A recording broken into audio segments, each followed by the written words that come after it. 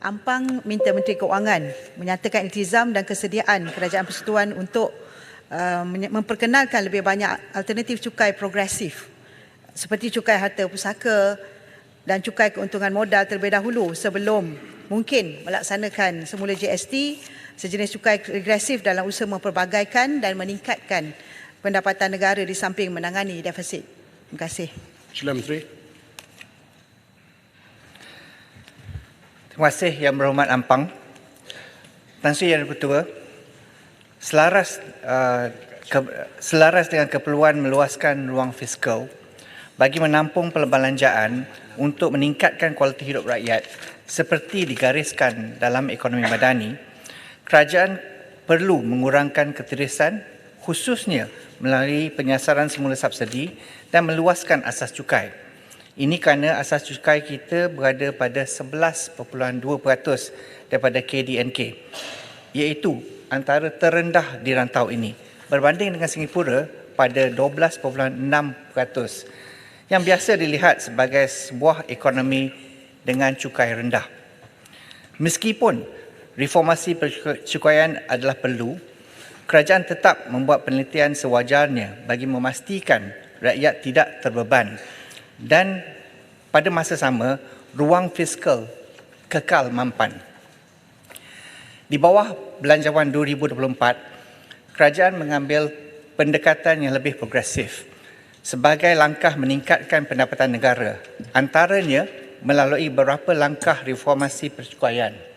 Pertama, kerajaan mengenakan cukai keuntungan modal ke atas pelupasan saham tidak tersenarai pada kadar 10% bermula 1 Mac 2024.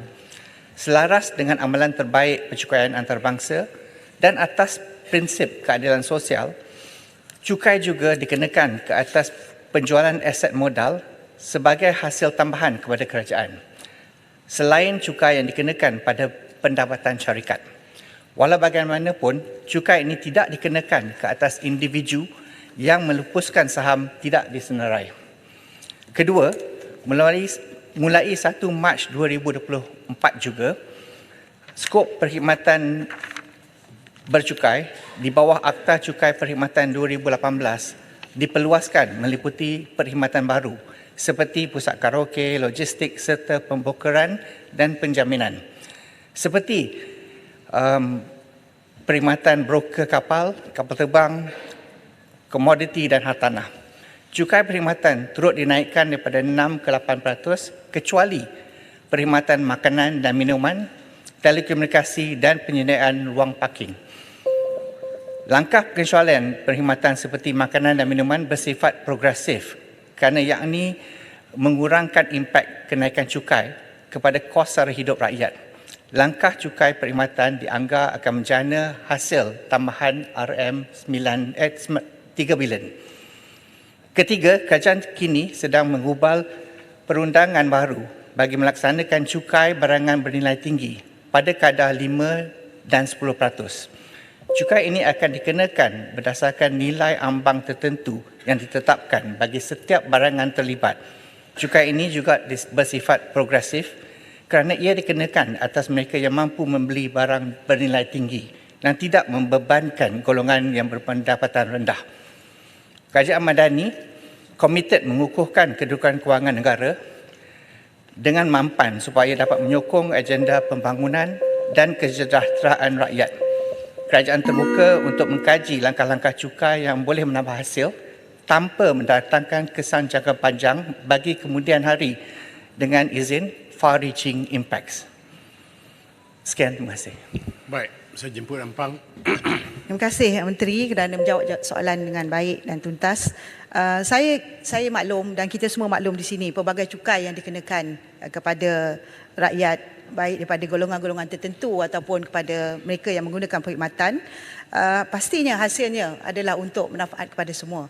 Tetapi apa yang saya ingin minta tambahan penjelasan daripada Yang Berhormat Menteri, saya yakin yang dinyatakan tadi itu bagi menampung fiskal negara, tetapi soalan tambahan saya, apakah langkah-langkah yang kerajaan sudah dan akan rangka untuk diambil demi memastikan rakyat tidak terbeban, dan syarikat yang juga tidak mengambil kesempatan untuk menaikkan sewenang-wenangnya harga ataupun keuntungan yang berlebihan, memandangkan kita lihat kepelbagaian cukai progresif ini dicadangkan ataupun dikenakan. Dan seterusnya yang ini yang Berhormat Menteri, saya boleh minta supaya jawapan ini dijawab secara bertulis, iaitu saya nak mohon Menteri kongsikan unjuran peningkatan hasil selama 5 tahun yang akan datang, natijah perluasan skop dan kenaikan kadar-kadar cukai yang telah pun diperkenalkan melalui 1 Mac dan juga yang telah pun dinyatakan melalui 1 Januari yang lepas. Terima kasih. Sila Menteri. Terima kasih Yang Berhormat Ampang. Tan Sri Yang Di-Pertua, mulai 1 Mac 2024 lalu, skop perkhidmatan bercukai telah diperluaskan seperti semua maklum, meliputi perkhidmatan baru seperti pusat karaoke, logistik, pembrokeran dan penjaminan bagi perkhidmatan broker antaranya kapal dan kapal terbang, komoditi dan hartanah.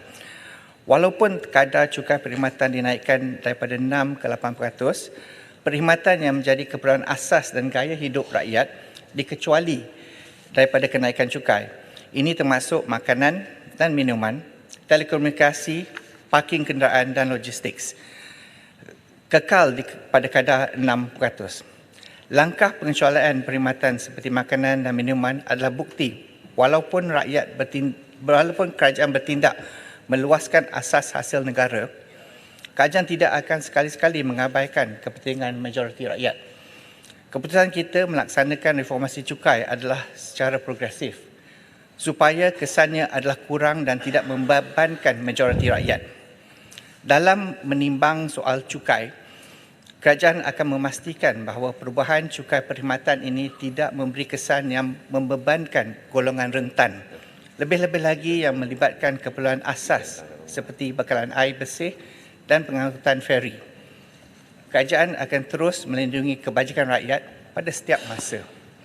Kerajaan akan terus meningkatkan tahap pemantauan dan penguatkuasaan ke atas mana-mana pengusaha yang mengambil kesempatan menaikkan harga perkhidmatan secara berlebih-lebihan.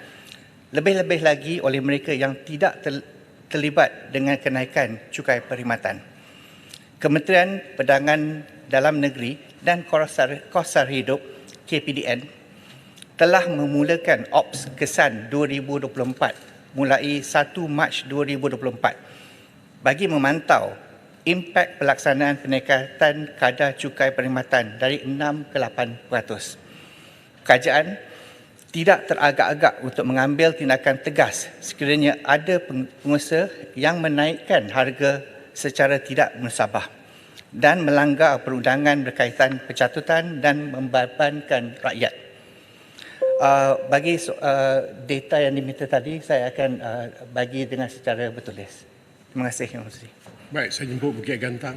Tuan Ketua. Bukit Gantang. Tan Sri Yang Di-Pertua. Soalan saya, sepatutnya kerajaan memilih satu rejim cukai yang lebih komprehensif, sustainable, telus dan proven.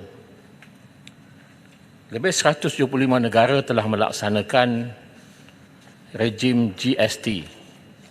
Walaupun negara telah melaksanakan seketika dulu, oleh kerana pengawalan dan juga pemantauan yang kurang cekap menyebabkan peniaga menaikkan harga melebihi daripada sepatutnya yang telah digazetkan. Jadi apakah kerajaan bersedia sekali lagi untuk melaksanakan GST? Terima kasih. Sila Menteri.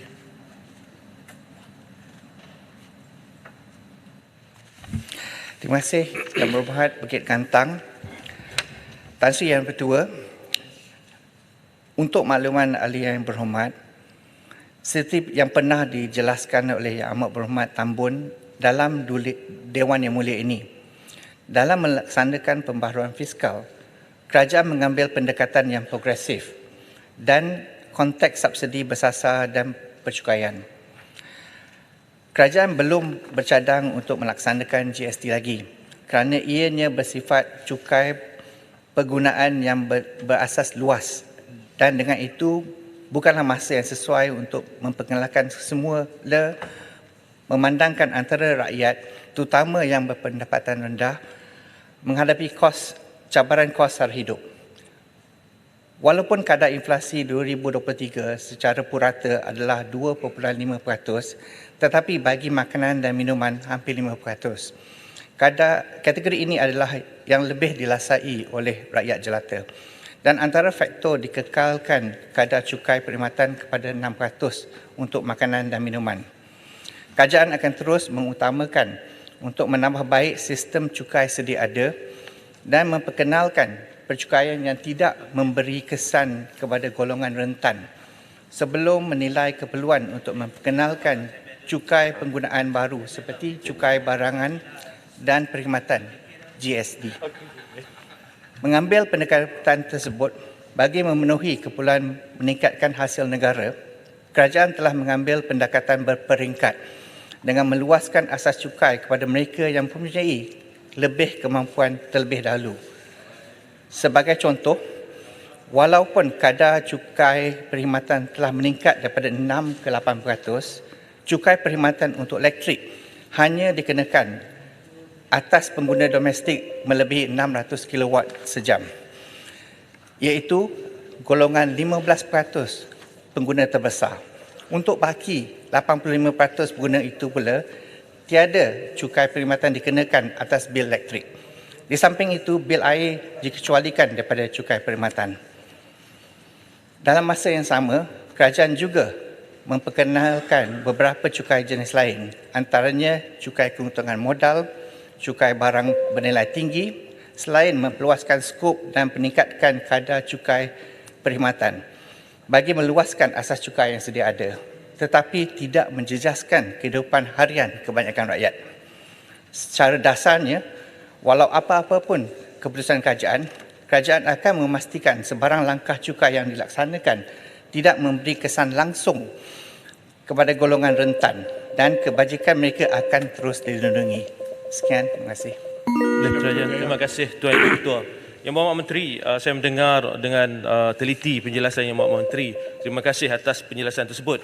Cuma jika kita lihat dari sudut ketelusan SST, dari sudut tax on tax, dari sudut cukai di atas cukai yang dikenakan dalam konteks SST ini, terutamanya dalam rantaian bekalan. Sebagai contoh, dari sudut pengilang, terdapat banyak komponen perkhidmatan yang dulunya tak dikenakan cukai, sekarang ini kena cukai. Dalam pengilang ke pemborong pun kena, pemborong pada peruncit pun kena, peruncit yang menghantar kepada pengguna akhir pun ada komponen. Jadi jika kita lihat hasrat kerajaan untuk menaikkan SST ini dan juga meluaskan skopnya adalah untuk mendapat hasil yang lebih tinggi. Dan pada masa yang sama kita lihat bahawa kesan perluasan skop dan juga kenaikan kadar SST ini adalah secara keseluruhannya kepada semua rakyat. Walaupun yang Menteri kata tadi tak semua terlibat, namun memandangkan di sepanjang supply chain itu tax on tax dan ketelusan SST ini merupakan satu isu, maka kita lihat semua rakyat terkesan. Soalan saya, memandangkan kita ada pengalaman melaksanakan SST, kemudian GST, kemudian kembali pada SST. Adakah kerajaan melihat kenaikan SST dan perluasan skopnya ini memberi kesan yang sama kepada rakyat sewaktu GST dilaksanakan dahulu, dan sama ada dari sudut dari sudut hasil, tetap SST ini memberikan hasil yang lebih rendah berbanding dengan GST. Maksud saya, adakah dengan adanya SST ini kesan pada rakyat sama macam GST dulu, tapi hasil kepada kerajaan adalah lebih rendah berbanding dengan pelaksanaan GST dahulu? Terima kasih, Yang Menteri. Sila Menteri.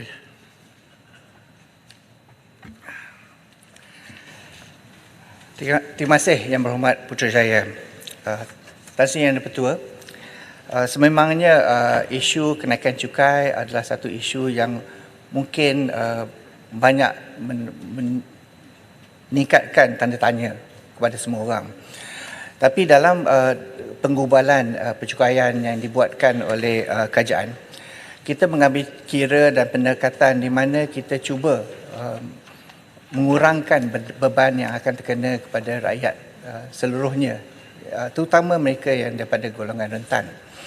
Dari segi cukai logistik yang dikenakan, seperti yang ditanya oleh Yang Berhormat Putrajaya, di dalam cara kita untuk mengurangkan, kita tidak mengenakan cukai perkhidmatan ni dalam area di mana ada antaraan antara B2B. Ya, jadi kalau kita tidak ada B2B, dia tidak ada tax on tax daripada struktur yang ada macam tu. Yang kedua, bila ada perniagaan yang buat ekspor, kita tak ada mengenakan cukai perkhidmatan daripada ekspor. Jadi kita tak menekan ekonomi yang ada kat sekarang. Tapi yang pentingnya untuk dari segi kerajaan, kita juga melihat di mana kita boleh memberikan kelepasan percukaian. Ya, seperti mana saya ceritakan tadi, di mana golongan rentan kita jaga, di mana kita tidak menaikkan cukai daripada 6 ke 8%, ataupun kita melihat pencuraian cukai terus seperti di segi electricity. Ini adalah satu pendekatan kerajaan, kerana kita kena mengingat yang rakyat adalah satu yang tidak semua sama basis yang dia ada. Jadi kita tengok yang mana kita boleh, yang mana kita tak boleh. Dari segi perbezaan antara GST dengan SST, memang ada perbezaan. Ya. Namun yang penting kita kena tengok kebolehan kerajaan dengan menggunakan alat-alat yang ada sekarang, yang mana kita boleh buat dengan sekarang dengan segera. Tapi juga kita cari jalan di mana kita boleh mengurangkan ketirisan yang ada dalam sistem ada. Jadi dari segi penyasaran subsidi adalah satu target yang lebih penting untuk kerajaan buat masa sekarang, kerana kita kena kurangkan penirisan yang ada dalam sistem ada perbelanjaan yang ada sekarang. Terima kasih, Musul. Terima kasih.